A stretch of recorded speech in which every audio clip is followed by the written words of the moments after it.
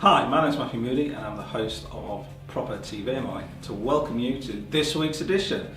So what I want to start with is the interest rates and what's been going on with those.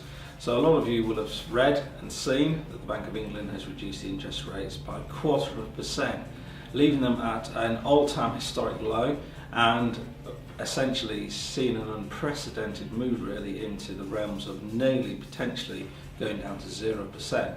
Now there are still rumours circling around that the Bank of England may take that decision, but what does that mean for the ordinary man and woman on the street, whether you're investing or just buying a property? So the first thing is that this should mean that the interest rates that you will be purchasing a property through, whether you're buying it for yourself or as a buy-to-let, should come down. Now we probably won't see those rates come through straight away, but certainly the more proactive high street banks are probably already looking at their product line and probably going to be getting out some new rates very, very shortly. Now for those of you that already have a mortgage, what does this mean? Well, effectively if you're on a fixed rate, it means no change at all, unfortunately. If you're on a variable rate, it's unlikely that we'll see much change to that straight away. In fact, most variable rates at the moment are around about the 5% figure. So whilst we could see a small reduction, it's probably not going to be that significant. The good news though is for those people that are on the great discounted tracker rates. So for people on discounted tracker rates, this week has basically been your lucky day, because you're going to see those reductions come through in the next 30 days. That's typically how long it will take for the banks to pass on those savings to you, and you'll see a lower mortgage payment going out next month, which is fantastic, obviously for those of you that are on a discounted tracker rate. Now what does that mean for the rest of the economy? Well, for savers it's bad news. So for anyone that's got a savings target in mind, maybe you're trying to get 3 months worth of salary, you're trying to build up a nest egg of 50,000 or whatever it may be, it means it's going to take you a lot longer to get there. The saving rates in the last 4 or 5 years have been pretty poor anyhow, and they're only going to get worse because of the low interest rates right now. So we will be covering in other episodes of Proper TV other things that you could do to potentially gain more money faster and potentially top up your savings, but for today I would leave you with this thought. Interest rates are at an all-time low, but always remember that whenever you are looking at whether it's a purchase for yourself or a purchase as a buy-to-let property, always stack the interest rate of 5 to 6%, because that will show you the true cost of that mortgage over the lifetime of the mortgage, because historically that's been the rate over the last 25 years.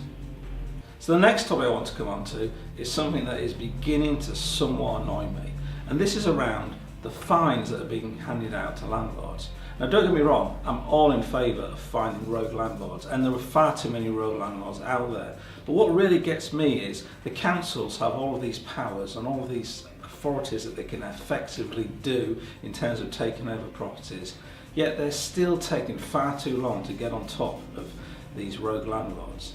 Even in our home city of Northampton, it's estimated there's at least 1,000 people that haven't yet applied for their licence despite being in the selective licensing area, which means they're operating illegally, but still the rogue landlords carry on. And to my mind this poses a greater problem and a greater question, which is what are the councils doing to become more proactive and work with landlords to actually improve the housing stock? And so far I'm not seeing a huge amount of proactive councils getting out there and actually making a difference. Yes, I'm seeing lots of selective licensing, additional licensing, schemes for this, schemes for that, but to be honest, let's be fair, most of these are just a revenue generating exercise for the council. I've yet to see a council leader stand up and actually be extremely proactive about housing and look at how they can turn around their town, city, borough, whatever it may be, and actually start providing decent, safe, quality homes for the average man and woman that's looking to rent a place that is in decent condition. Across the UK it's estimated there's over 800,000 empty homes, and in the future edition we'll do more analysis on that and kind of highlight who are the best and worst performing councils in terms of managing their stock. But of that figure, more than half of those belong to councils. So what are the councils doing to actually improve that stock and bring it up to standard? At the moment, absolutely nothing.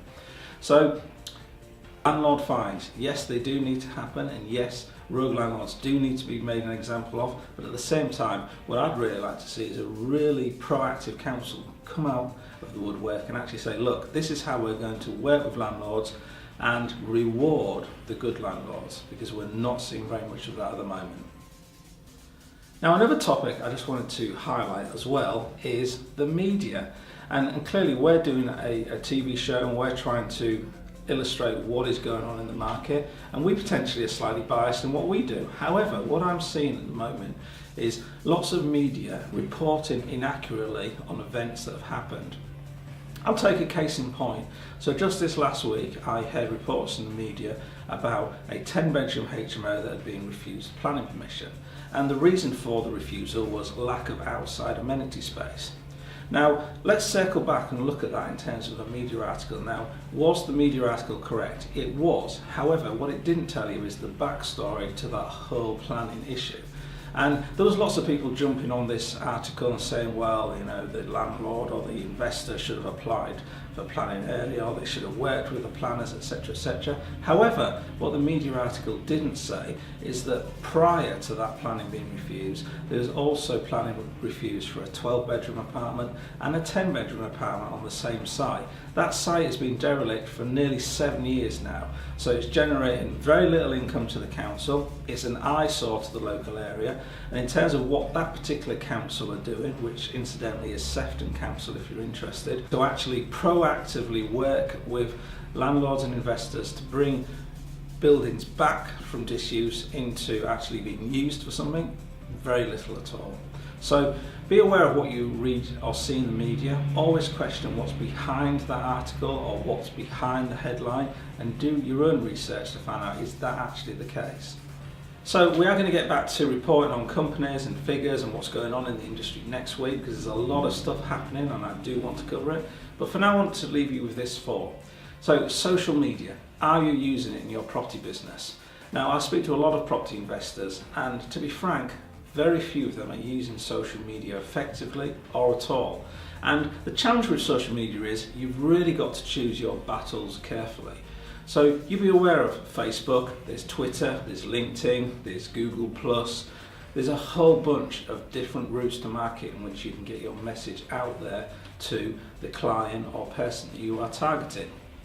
Now, what you may say, has this got to do with property? Well, it's got a lot to do with property, because through social media we can appropriately influence and get our message out to the right people.